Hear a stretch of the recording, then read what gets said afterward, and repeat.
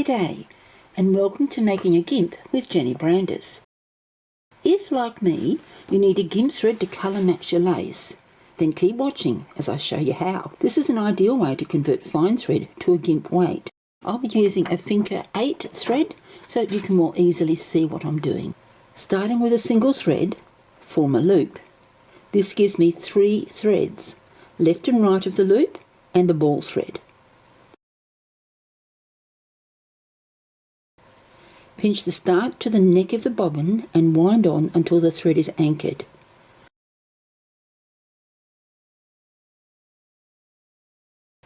Open the loop and draw the ball thread through to form a new loop.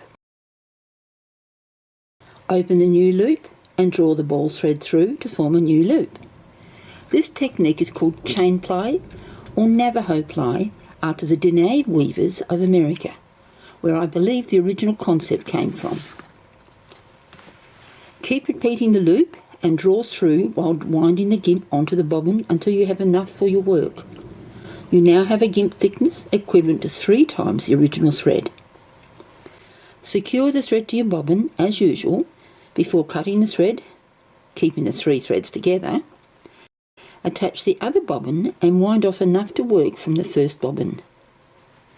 You add twists to the bobbin as you work to keep the 3 threads working as one.